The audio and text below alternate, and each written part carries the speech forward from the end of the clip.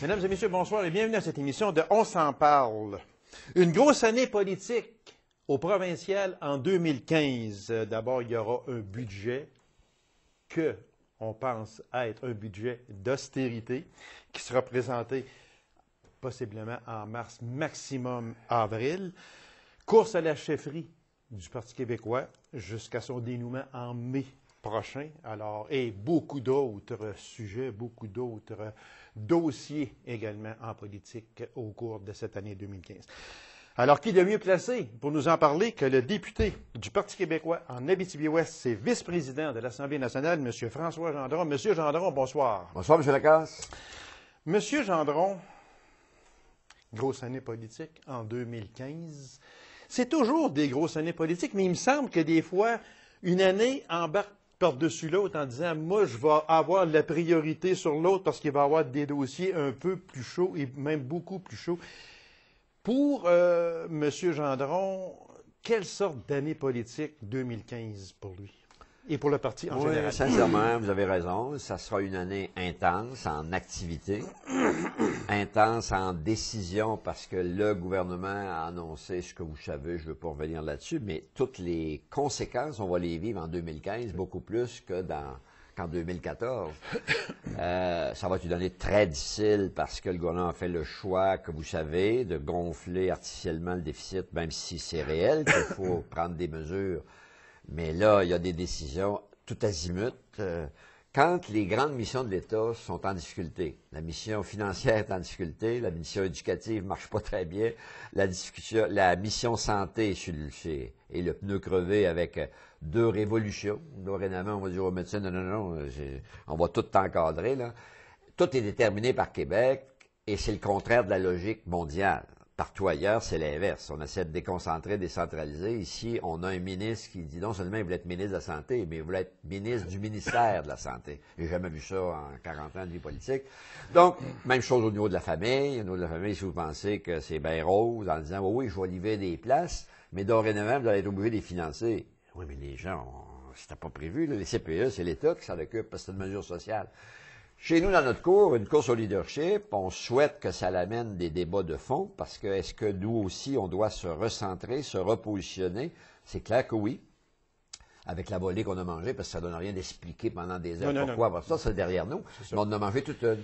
Et en conséquence, si on veut redevenir attractif, on peut garder notre option, notre social-démocratie, mais comment on l'articule pour que ça soit d'intérêt public dans l'opinion publique et qu'on devienne ce que j'appelle attractif pour l'électorat. Voilà les missions, voilà les mandats. Donc, il y a beaucoup sur la table que je viens de jeter. Et vous avez raison que ça sera une année intense sur la politique. Monsieur Gendron, vous avez parlé un peu du ministère de la Santé. On va y aller, en tout cas, parce que on va en parler un peu plus loin, mais là, vous avez ouvert une porte et puis je vais y entrer parce que j'ai parlé personnellement avec des médecins. J'ai parlé avec des pharmaciens.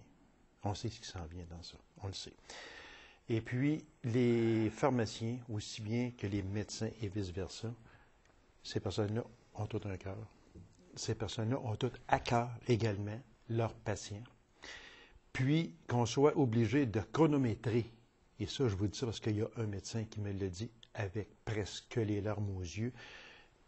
Ce médecin-là m'a dit, Monsieur Lacasse, jamais je ne prendrai un chrono pour rencontrer un patient. Jamais. On me punira à la place. On en est rendu là. Ce sont des décisions qui sont très graves, Monsieur Gendron, parce que ça attaque la santé des gens. Puis, il me semble qu'on ne doit pas toucher à ça.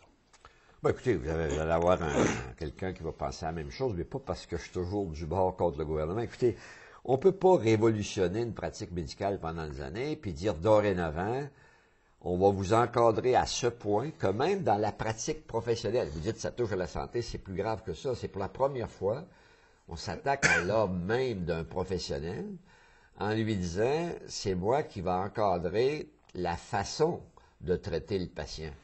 Et ce qui est dommage, c'est que c'est comme si on n'avait pas évalué les conséquences. Moi, j'ai un frère médecin, il m'a dit, bon, ben regarde, il vient d'entrer ma retraite anticipée. Il vient d'ouvrir la porte à un déplacement massif de beaucoup de médecins qui vont aller soit à l'étranger ou au privé.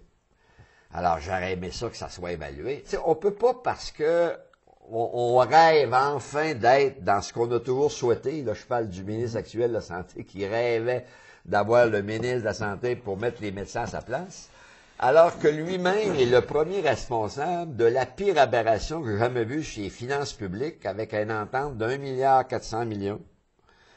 J'ai jamais vu une profession, depuis que je fais de la politique, qui a 7 ans de garantie d'augmentation à 7 par année. J'ai jamais vu ça dans le monde. Oui, oui. On est à 49 %. Oui, et ça, c'est le même, révolutionnaire. Moi, je sais qu'est-ce qui est bon pour vous autres. Moi, là, puis qui a dit des choses que je veux même pas reprendre parce que ça n'a plus de bon sens. Et vous pensez que j'ai confiance et que je serai honnête en disant que je vais faire confiance à ce nouveau ministre de la Santé? Bonne chance. Monsieur Gendron, Jean-François Lisée, c'est une valeur sûre au Parti québécois. Jean-François Lisée, à mon point de vue, à moi, je peux le donner, que mon point de vue, est un homme qui, très souvent, va faire une sortie politique, va faire une sortie qui va, des fois, aider à son parti et des fois nuire à son parti. Je pense que vous allez être d'accord avec ça, mais il reste un fait pareil. Au moment où l'on se parle, on a appris, il y a quelques jours, que Jean-François Lisée ne serait pas de la course à la chefferie. C'est un gros morceau qui vient de dire « moi, je n'y vais pas ». Et on connaît l'honnêteté de M. Lisée, puis quand il a dit « à mot couvert, ça me donne rien d'y aller, PK est seul ». Il l'a pas dit à mot couvert, il l'a dit très franchement. franchement. Franchement, oui, exactement, oui. Moi, la course, c'est terminé. C'est terminé, voilà, exactement, oui, oui. Donc, il a fait pas même couvert. Oui, c'est vrai. Je me rétracte. Mais c'est vrai qu'il l'a dit, puis pour lui, ça me donne rien d'aller dépenser de l'énergie jusqu'au mois de mai prochain, pendant 5 mois de temps, quand l'enjeu est fait. Oui, mais regardez, honnêtement, moi, je connais très bien Jean-François, il est conseiller, il est premier ministre, il est dans le giron politique depuis des années. Est-ce que Jean-François a énormément de valeur dans une équipe parce que c'est un type qui a des idées, alors qu'il y en a tellement qu'on a de la misère à y trouver? La réponse est oui. Est-ce que Jean-François va rester dans l'équipe? Il a dit oui, c'est ma famille politique, puis il n'est pas question, donc je ne vois pas pourquoi que des journalistes encore là laissaient voir, oh, ça peut remettre en question son appart. Pas du tout, ça n'existe même pas. C'est un faux débat. Alors, est-ce que Jean-François se retire de la course parce que il est amer, il est triste, il est déçu? Non, c'est que lui, il croit que c'est réglé. C'est son point de vue. Oui, exactement. Il faut quand même le dire, parce que moi, j'ai déjà entendu ça. Ben, prenez juste nous, en dernière élection, nous, on croyait, une semaine avant l'élection, je l'ai vu 40 fois plutôt qu'une, qu'on avait des chances de former un gouvernement majoritaire. On a mangé la pire volée de notre vie. C'est vrai. Donc, il faut arrêter de décider le futur, puis penser que c'est le futur. Il a le droit de dire ce qu'il a dit. Lui, il dit, regarde, moi, la course, sur le plan politique, c'est réglé, c'est son opinion PK. personnelle, à lui, qui n'est pas la même opinion de M. Drainville, j'en suis persuadé. Voilà. On l'a vu hier encore. L'important, M. Lacaze, c'est que M. Lisée trouve une façon de s'inscrire dans la course, même s'il n'est pas candidat. Je connais assez Jean-François. Vous allez voir qu'il va avoir des belles surprises. Il va rester présent dans la course. Pas comme cheval qui court, mais comme membre de l'équipe, avec l'intelligence et la connaissance qu'il a des dossiers. On sait qu'une course à la chefferie, M. Gendron, il y a des séquelles au lendemain de la victoire du nouveau chef. Il y a toujours des séquelles. Il y a des brebis égarées qu'il faut aller chercher parce que ce sont des grosses pointures, comme M. Lisée, entre autres. M. Drainville qui peut perdre, on ne le sait pas. M. Serré, M. Bardéga. Il y en a, Mme Ouellette, etc. Est-ce que l'unanimité autour du nouveau chef, parce que là, on parle, là, on extrapole un peu, mais seulement qu'on extrapole beaucoup. On sait que, bon, les dés sont quasiment joués. Sauf que, est-ce qu'après ça, parce qu'on sait qu'au Parti québécois, c'est difficile, tout le temps, de faire l'unanimité. Est-ce que ça va être encore aussi difficile après une course à la chefferie? C'est pas incorrect, M. Lacaze. Moi, ça fait assez longtemps que je fais de la politique. Moi, je réclame pas l'unanimité. Je réclame des débats intelligents, sereins, qui ouvrent la perspective. C'est ça, la politique. Et le Parti québécois doit rester une coalition. d'hommes et de femmes déterminés, avec de la vision, et ça, c'est pas l'unanimité. Ça peut pas être l'unanimité, parce qu'il y a trop de gens là-dedans qui ont vécu un passé, une idéologie, ainsi de suite. Là, nous, on est cimentés, c'est sur 2 éléments. Et ça, s'il y avait une fragmentation sur le ciment du parti, est-ce qu'on est toujours convaincu que le Québec complet est plus avantageux, Québec pays plutôt que Québec province? Et est-ce qu'on est toujours convaincu qu'une société comme le Québec doit demeurer ouverte, pluraliste et véhiculer une meilleure répartition de la richesse? Donc, ça s'appelle la social-démocratie. La réponse, c'est oui. Est-ce que j'ai senti un problème à cet égard-là? Non. Est-ce que je crois qu'il y aura des difficultés à cet égard-là? Non. Un instant, vous avez raison, cependant, que ça prend une certaine dose de sagesse, parce que c'est des humains. Moi-même, je veux rester humain, là. Donc, j'ai mes faiblesses. Ça va m'arriver que je vais me tromper. Donc, est-ce qu'il faut garder une couple de gens qui vont garder une totale neutralité, puis qui ont du tyran sur le parti pour s'occuper de la suite et l'après-course? La réponse est oui. Est-ce que je risque d'être dans ceux-là? La réponse est aussi oui. Monsieur Gendron, il y a des gens qui m'ont posé la question pour que je vous la pose. Les gens vous trouvent très discret depuis le début de cette course-là, qui n'est même pas officielle au moment où l'émission va passer le 11 février. Elle sera déclenchée officiellement au moment où l'on enregistre, c'est le 26 janvier. Elle n'est pas déclenchée officiellement, même si les bulletins sont déposés, ou il en reste quelques-uns à déposer. Ils ont raison. Oui. Ben oui, ils ont raison. Je viens de le dire.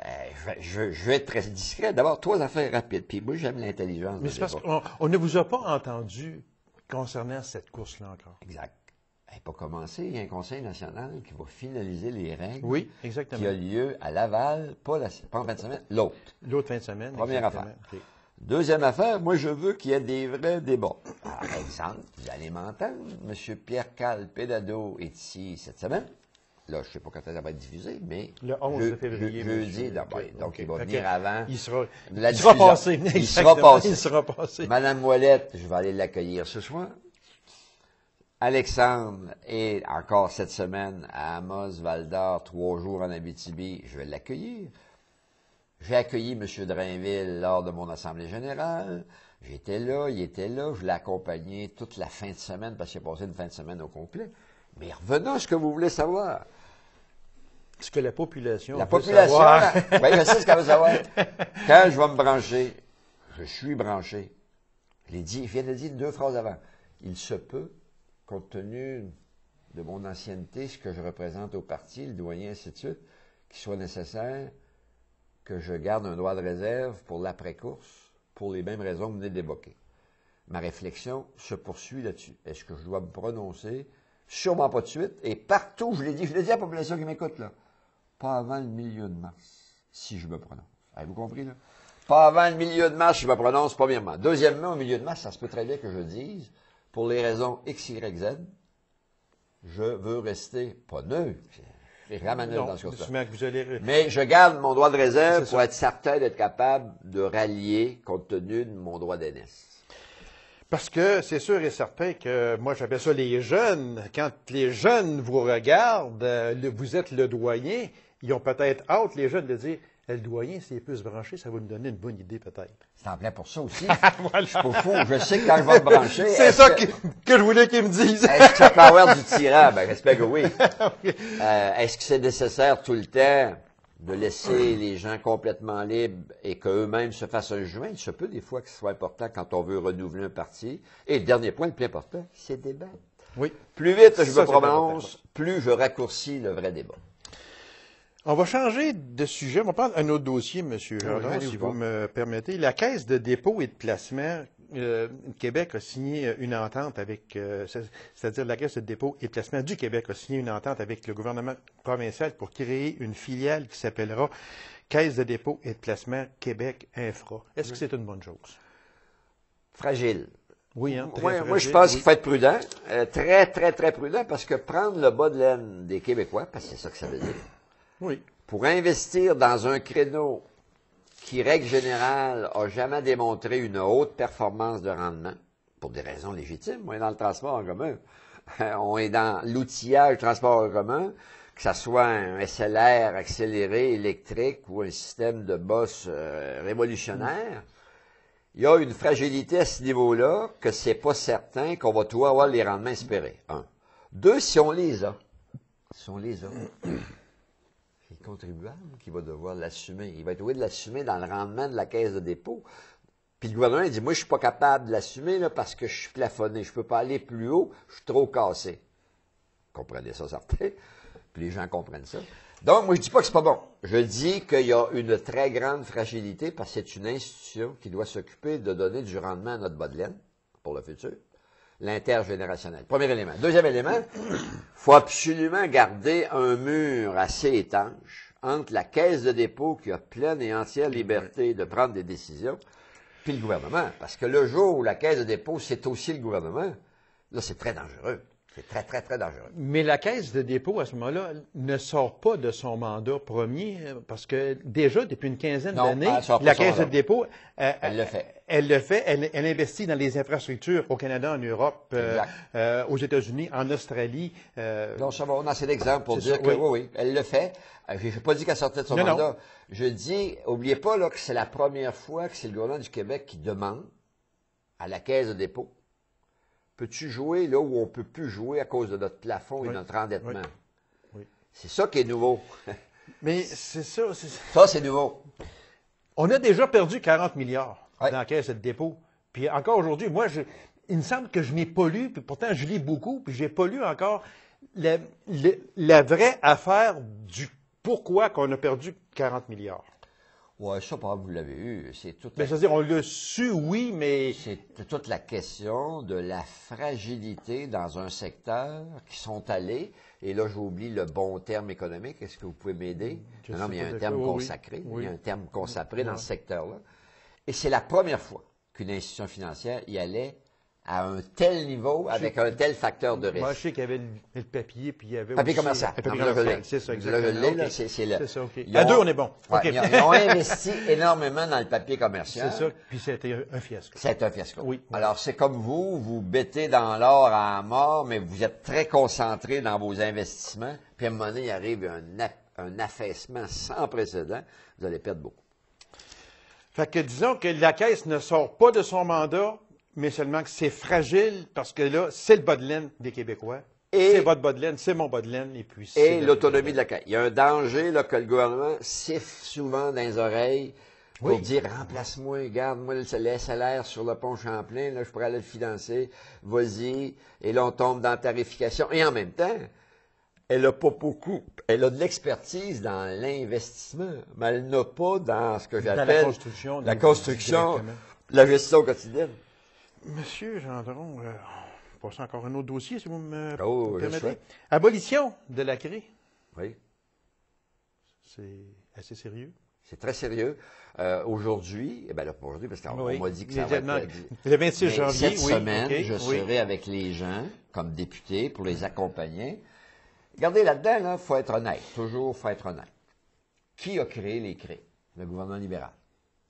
Qui a dit que c'était tellement important d'avoir une table de concertation pour faire l'interface entre le gouvernement du Québec et ses régions par un instrument qui s'appelle la CRE?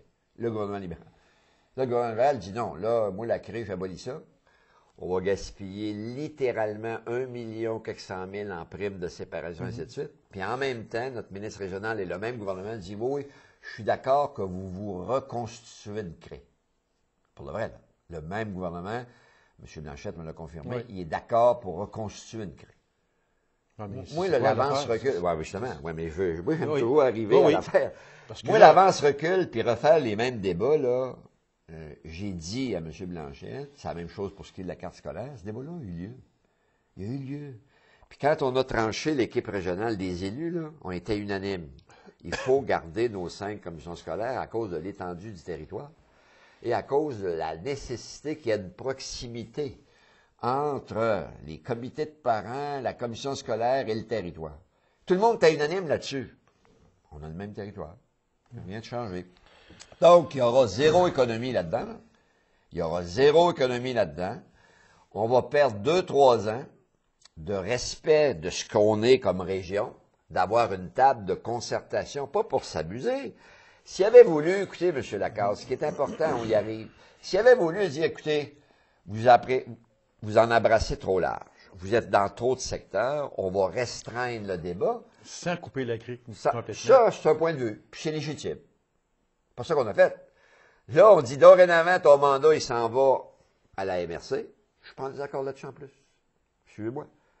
Mais là, tu demanderas à la MRC que le mandat que tu avais, si elle veut te redonner l'argent pour exercer ton mandat, c'est elle qui va te le redonner. Ah là, c'est vraiment comme... c'est vraiment être mêlé, pas à peu près. Là. Donc, je suis d'accord avec la mobilisation. C'est pas une bonne idée. Encore une fois, ça se fait mal. On s'enlève des instruments qui ont fait leur preuve de leur nécessité à la demande du même gouvernement. Donc, cherchez la... Monsieur Gendron, vous avez effleuré le sujet. J'aimerais revenir, si vous me permettez, regroupement des commissions scolaires. Oui. Encore une fois, on veut en faire moins avec plus. Oui. Est-ce que c'est une bonne chose qu'on ait seulement 2 commissions scolaires? La réponse, non. Parce que depuis quand que 2 va être plus fort que 3 dans la représentation? Je déboule. Êtes-vous au courant qu'une commission scolaire, le fait d'en avoir une de plus, c'est n'importe quoi entre 4 à 5 millions d'argent qui rentre? Pour le vrai. Dans l'administration, oui. et ainsi de suite. Êtes-vous au courant que dans la distribution des achats, on va être tout obligé de refaire un nouveau modèle d'achat? Est-ce que la commission scolaire achète des affaires? Ben voyons, vous savez bien que oui. Pour le vrai. Le jour où on aura 2 commissions scolaires, est-ce que le territoire où il y aura de l'impact dans la réorganisation des services va être affecté? Ben oui. Est-ce qu'on va perdre la masse critique? Vous savez bien que oui. On va perdre la masse critique, on va perdre les postes de cadre, on va perdre... Si vous aviez dit, bon, des commissions scolaires, là, ça joue plus leur rôle sous l'angle de la démocratie scolaire. Ah ben là, j'aurais un autre point de vue. C'est ça, exactement. Là, on a tout mêlé avant même qu'il y ait une élection. Regardez, on a fait élire des gens, là, oui. pour les faire disparaître C'est après. voilà. C'est brillant en étoile. Moi, je trouve pas que c'est brillant. Et non. je répète, ce débat-là a eu lieu, a été tranché intelligemment, puis on a dit à cause de la grandeur du territoire, de d'autres facteurs, 5, c'est le minimum, si les commissions scolaires restent. Si le gouvernement avait dit, on abolit les commissions scolaires, pas ce qu'il dit. Pas ce qu'il dit. Il joue dans les structures. Il joue dans le territoire. Il fait toujours le contraire de ce qu'il dit. Je me déguise dans M. Couillard, là. Il a répété dans son discours inaugural 3 fois, nous, ce qui nous intéresse, c'est les missions de l'État. Il n'est pas question de jouer dans les structures. Ils sont dans la structure de la CRE, la structure de CLD, la structure des carrefours jeunesse. Ils sont partout dans les structures au YAB les conséquences sur la mission de l'État. Et je reviens. Est-ce que la mission éducative est en santé? Ben, je pense pas. Est-ce que la mission financière d'État du Québec est en santé? Ben non. Est-ce que la mission, toutes les missions familiales, ainsi de suite. Donc, moi, je suis un peu tanné là, de cette fausseté dans le discours, et je conclurai en disant, même dans le discours, ils ont fait accroire aux maires. On veut renforcer ce que j'appelle la proximité de ce qui se passe au niveau de la MRC. Monsieur Gendron, on aurait pu parler aussi des agences régionales de la santé qui sont remplacées par des centres intégrés de santé et des services sociaux. De toute façon, on en a parlé un peu là. On va aller dans un autre dossier. Quand vous avez dit tantôt qu'à la dernière élection provinciale, vous avez mangé une moyenne claque, c'est vrai. Quand je parle que vous avez mangé, c'est le parti au complet et non pas vous directement. Vous avez mangé une moyenne claque, mais il y a des choses que vous n'avez pas appris encore, j'en suis persuadé. Dites-moi une chose, M. Gendron. Pourquoi aujourd'hui, dans une course à la chefferie qui va être déclenchée au moment, officiellement, je parle au moment où l'émission va être en ondes, pourquoi revenir avec la charte sur la laïcité tome 2? Ça vous a nui lors de la dernière campagne électorale. Puis là, vous revenez en grande pompe avec ça, M. Drainville qui revient, on a accusé M. Couillard d'avoir été travaillé en Arabie Saoudite. Ça, c'est beau, j'ai trouvé ça terriblement beau. Moi, je ne sais pas votre opinion sur ça. Pas tant que ça, mais une erreur. C'est une erreur. Puis c'est une erreur. Alexandre s'est excusé, Drainville s'est excusé, tout le monde s'est excusé d'avoir été trop loin là-dessus, donc je ne ferai pas plus. Non, mais quand même, c'était mal placé, c'était déplacé. Adopté, ça, déplacé. C'est sûr et certain. Moi, même, j'ai vu ça. Voyons, qu'est-ce que c'est ça? C'est dans les années 90. On ne reviendra pas là-dessus. On a tous vu que c'était déplacé. Mais il reste. Mais on ne revient pas avec la charte. Là, vous êtes vraiment... Non, mais c'est parce que pourquoi, par exemple, revenir avec la charte durant cette campagne. On vient pas avec la chatte, Ben, sérieux. c'est-à-dire, tome Non, 2. on vient avec l'intégrisme. Oui, mais avec l'intégrisme, si vous voulez. C'est le langage de la presse. Oui, mais on revient pareil parler de cette fameuse charte sur la laïcité. Non, je regrette sincèrement je sors du caucus, là. OK. Puis le projet de loi qui va être déposé, créant un observatoire pour contrer l'intégrisme religieux, 70%, aujourd'hui, là, pas hier, puis Drainville, puis on revient. Aujourd'hui, là, 70% des Québécois disent, vous avez raison, il faut faire quelque chose. Oui. Et celui qui se traîne les sabbats- Suite à Oui. Charlie Hebdo. Oui, mais c'est la même réalité. Oui, mais c'est pour ça que je vous parle d'intégrisme. Oui. Et vous m'amenez Mais sur regardez, la charte. M. Gendron, là, la charte n'a jamais dépassé 50%, ou à peu près. Je fais pas promotion de la non, charte, Non, je non, vous non, le dis, elle est pas sur la c'est table. ça. Mais suite à Charlie Hebdo, quand même, là, Oui. les gens se sont dit, oups, là, c'est vrai qu'il faut probablement faire de quoi aussi. Là. Ben oui, c'est pour ça que je salue ça, puis que je trouve pas qu'il y a de problème. Bernard Drainville, qui est un candidat, qui est porteur de ce dossier-là, à l'intérieur d'une équipe, ce qu'il a déposé, il y a énormément d'amendements. Moi, je les ai vus, là, je pense qu'il y a 11 points majeurs sur lesquels il équilibre un peu plus la logique d'avoir un encadrement sur l'égalité homme-femme, sur tout le débat qui s'appelait la charte, mais sous l'angle d'un projet de loi qui va parler davantage de contrer l'intégrisme religieux islamique et la même logique. Si tu veux respecter les religions, la meilleure façon, c'est que l'État n'ait rien à voir Et je avec comprends les très religions. bien que cette motion-là soit approuvée à 70% au moment où l'on se parle par la population en général. C'est ça que je parle. C'est certain. Monsieur Gendron, monsieur le député Guy Bourgeois, député parrain d'Abitibi-Ouest, moi, c'est la première fois de ma vie, là. Peut-être que je suis passé la politique, là, mais en tous les cas, pourtant, je la suis beaucoup et vous le savez. Mais un député parrain, c'est quoi? Vous avez besoin d'avoir un parrain, vous? Non, mais Après 37 ans? Ouais, ça, c'est bon. Ouais, ça, c'est bon parce que je n'ai jamais vu, moi non plus. Je vous dis, pas de confidence, je suis d'accord. Moi, j'ai été député parrain à 11 reprises. OK. L'erreur là-dedans, c'est que, est-ce qu'un parti politique, par ses structures internes, son exécutif peut dire, nous, on réclame que quelqu'un nous pilote sur notre exécutif politique? La réponse, c'est oui. Donc, j'ai été député parrain, mais l'erreur, puis Guy le sait, puis Guy, c'est un bon pote, là, je l'aime bien, mais je lui ai dit, personnellement, donc ça me paraît d'en parler, t'as pas le droit d'émettre un communiqué là-dessus, puis dire, on a élargi mes responsabilités gouvernementales, ce qu'il a fait.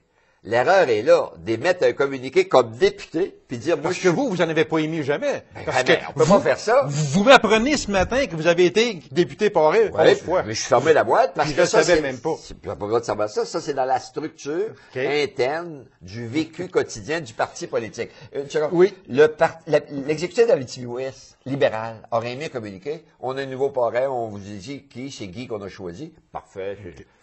Monsieur Gendron, il reste une minute. Oui, on l'a fait. Puis je vous donne 30 secondes pour répondre à la question. Remaniement ministériel possible au printemps 2015? Oh oui. Oui? Oui. Parce qu'il y a des changements à faire, surtout à l'éducation, je Ah, pense. il y en a 2-3 places, vous le savez. Écoutez, mais regardez, moi je suis honnête, là, comme d'habitude. Est-ce que ça peut se faire tant que la question de la carte ne sera pas plus avancée? La réponse, c'est non, par rapport aux plus concernés. Même chose de la ministre de la Famille. Et vous avez parlé dans l'autre du budget. Cette année, le budget, il risque d'être un peu plus tard. Oui, Parce qu'ils avril, oui. Ah, même un peu plus tard. Parce Oui, qu'ils parce nous ont que- fait accroître les crédits budgétaires, ben, en Oui, avril. oui, oui. Mais le budget risque d'être un peu plus tard parce qu'ils nous ont fait accroître qu'en décembre, ils en ont fait un. Et à cause du retard du fédéral. Monsieur Gendron, merci beaucoup. Juste plaisir. en passant, de même, c'était notre 80e émission ensemble depuis 1987. Monsieur Gendron, merci. Ça veut dire qu'on va être en bonne santé habituellement. Et voilà, il faut le rester. Merci Merci beaucoup. à l'électorat. Bonne année 2015. Merci, Bye bye. Monsieur Gendron. Alors, mesdames et messieurs, merci d'avoir été là. On se donne rendez-vous à une prochaine émission. On s'en parle. Au revoir et bonne semaine.